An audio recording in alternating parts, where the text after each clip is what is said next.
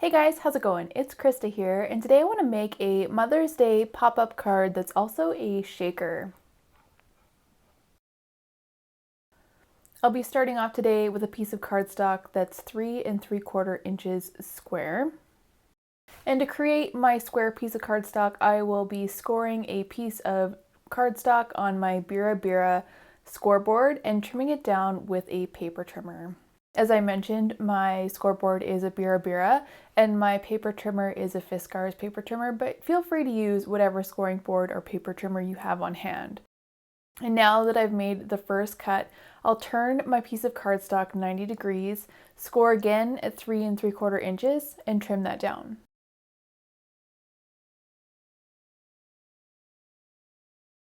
I want to start today with my card front, and to ink up my card front I'll be using some Distress inks. I'll be using Picked Raspberry,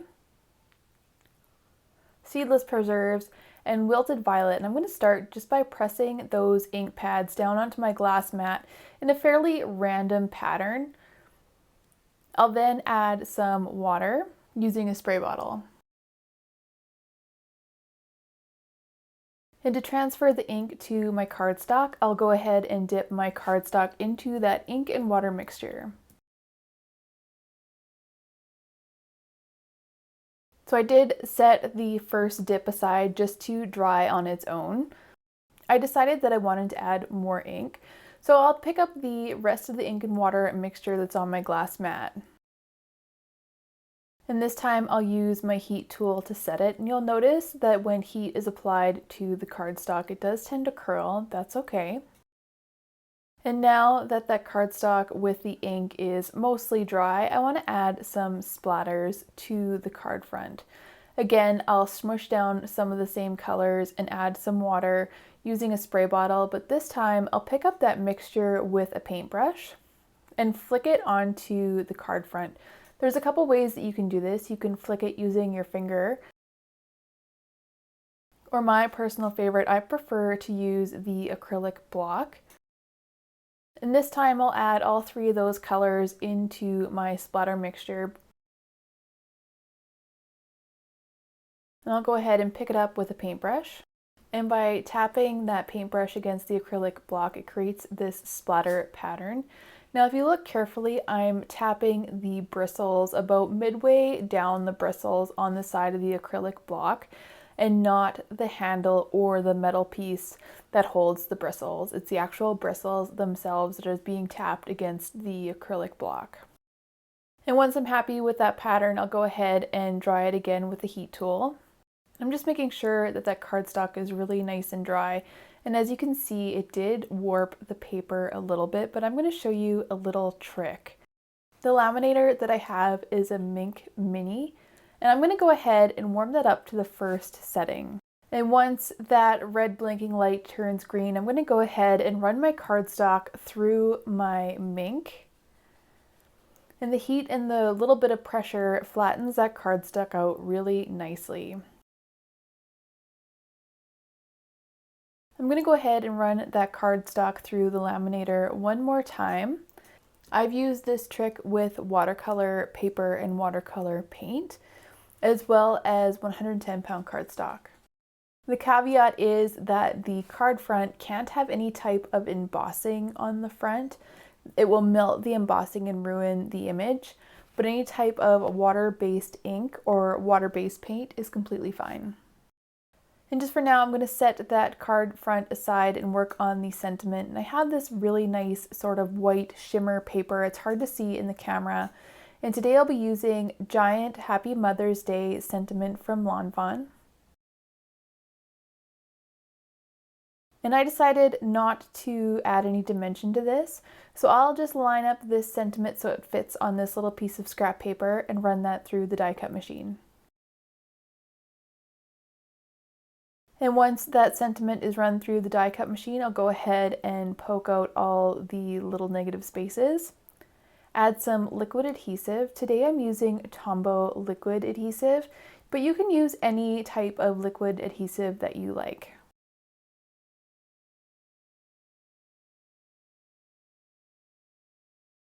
Now let's go ahead and press that sentiment onto the card front. I'm not pressing it down firmly yet because I want to grab my T-ruler and ensure that the sentiment is straight before I press that down. Now you may notice a little bit of the sentiment is hanging off the edge, and that's okay because I'll be adding a mat to this card front later. I wanted to add a little bit of embellishment to this card front, so I found these little butterflies in my stash. I made these butterflies in a previous video, and I'll link that up top in case you want to check out how I made them. And again, I'm just adding those with some Tombow liquid adhesive and using a jewel picker or my fingers to adhere those into place. So I just want to finish up this card panel by creating a little bit of a mat from pastel pink metallic cardstock. This is a scrap that I have. And this particular piece is 4 inches by about 4.5 inches. So I just need to trim down the side that's 4.5 inches to make my 4 by 4 inch square. I'll trim that down with a paper trimmer. Alternatively, if you have a set of square nesting dies, feel free to create a frame out of this specialty paper to save on the paper. And with that mat cut down, I'm just going to add my card front to that metallic paper using some Tombow permanent tape runner. I like this tape runner. The downside of tape runner over liquid adhesive is that tape runner doesn't allow any wiggle room to kind of wiggle the card front around to get it perfectly center on your mat. And with that card front complete, I'm just going to set that aside and begin working on my pop-up shaker. Today I'll be using Spellbinder's pop-up butterfly etched dies, and these are all the dies that come in this set. There are 2 pieces for each side of the wing, the center piece, as well as the pop-up mechanism. And today I decided to start with the pop-up mechanism. It's just a little rectangle that has some score lines. And I'll just die cut that shape from a piece of scrap 110-pound white cardstock. And after I run that die through the die cut machine, this is what I'm left with. And I'm going to begin folding it, starting at the center.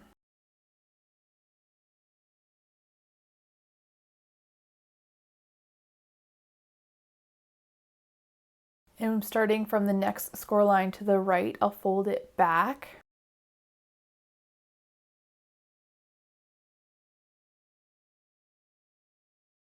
And I'll do the same on the other side. I'll then come in with a bone folder just to ensure that those folds are nice and crisp. And it creates a little bit of an M or a W. The next fold, I'll fold back.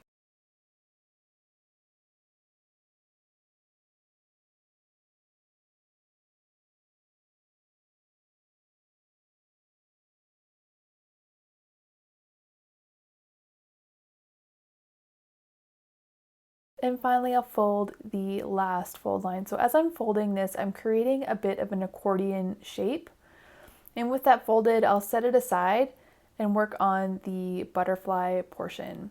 I'll start by die cutting all the pieces that I'll need for one side of the shaker, and then I'll move on to the other side.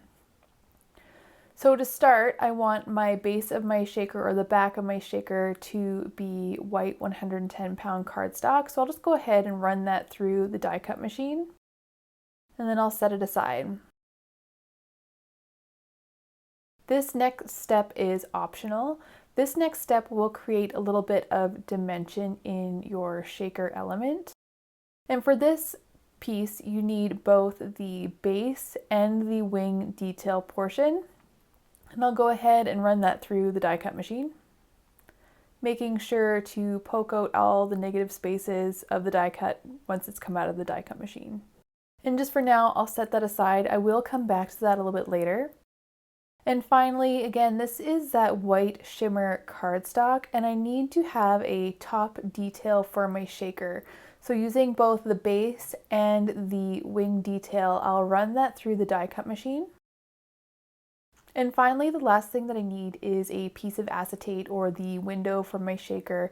And to create this, I'm just going to use the base or the outline of the wing. And I'll go ahead and run that through the die cut machine as well.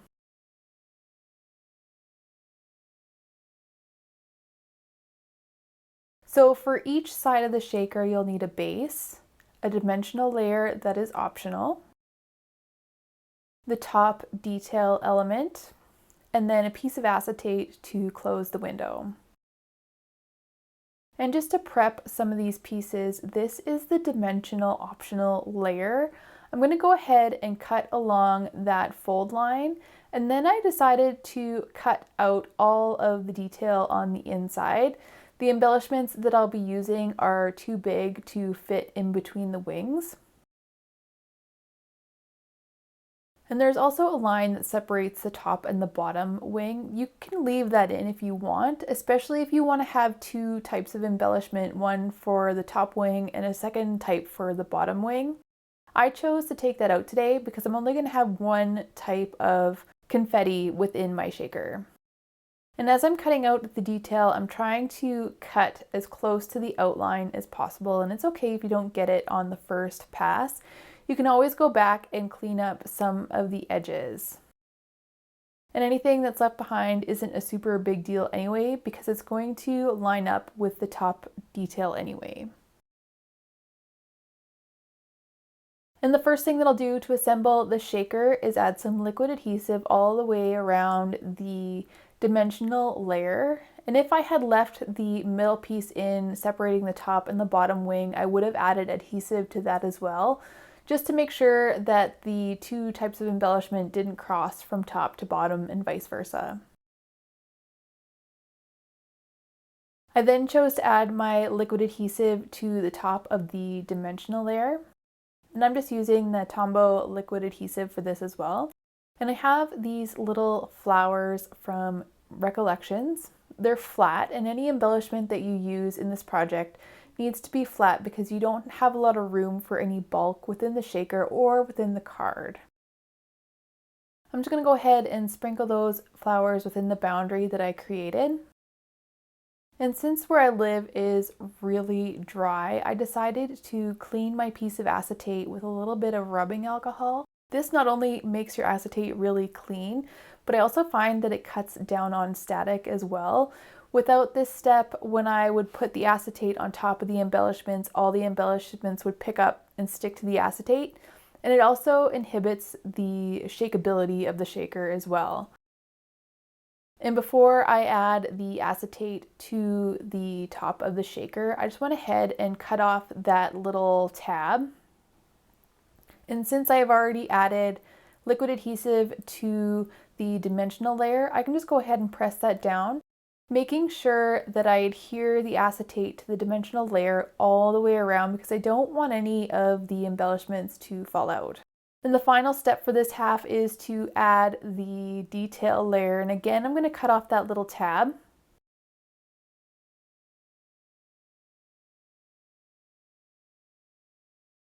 I'll add some liquid adhesive to the back of the dimensional layer before adding it to the top of the shaker. I just want to make sure that the dimensional layer and the detail layer are lined up as much as possible before pressing that down firmly. So I went ahead off camera and completed the exact same steps for the other side to give us the other half of our shaker. And for the next step, we need to assemble our pop-up shaker. I'll start by folding the tab on the base layer of the pop-up and shaker under.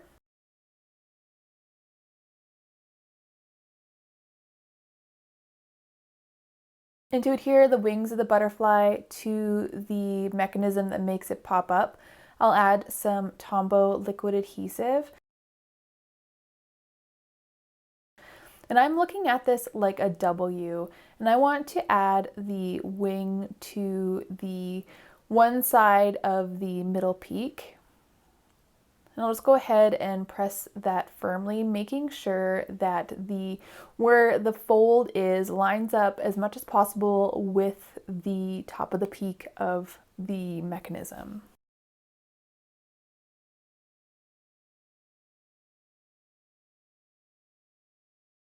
I'll go ahead and add the tab of the other wing to the other side of the peak, and I'm sorry that I went off camera there a little bit.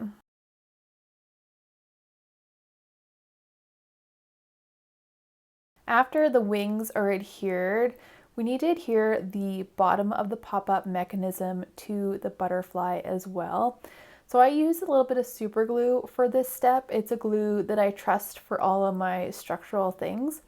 And I added the super glue to the tab and folded it under to meet the bottom of the butterfly wing. And I'm just going to press that firmly until it's set.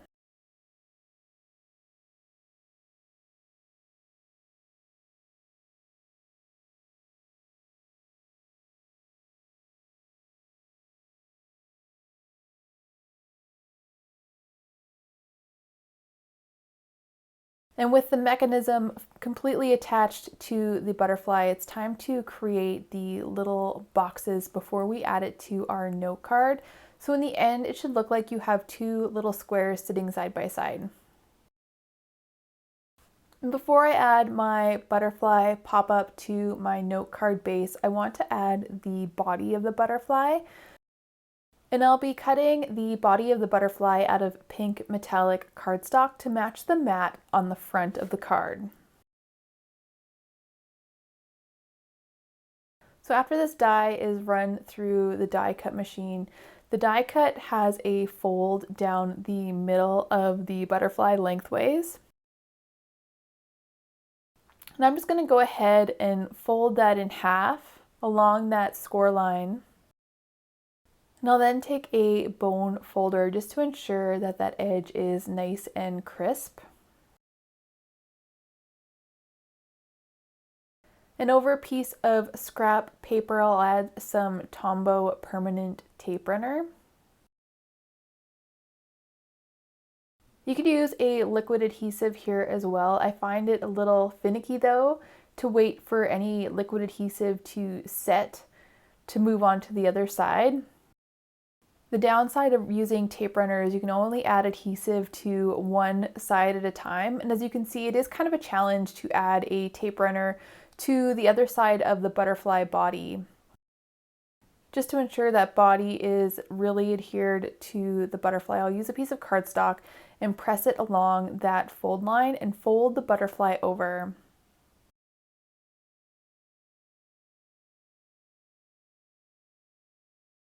I'm sorry my camera cut out there, but I did use a piece of cardstock to push in along that fold and fold the butterfly closed just to make sure that the body was secured to the other side of the butterfly as well. With the card front and the pop-up complete, it's now time to create the note card. And to create the note card, I'll come back to my scoring board again. I just want to make sure that it is going to be long enough. So I need it 8 inches long and 4 inches wide. And I'll go ahead and score along the 4-inch mark before trimming that down with a paper trimmer. I'll then rotate that cardstock 90 degrees, making sure that it's pushed up nicely into that corner. And I'll score at 4 inches and at 8 inches. And it's the 8-inch portion we're going to trim off. So we're going to cut off that last 1/2 inch.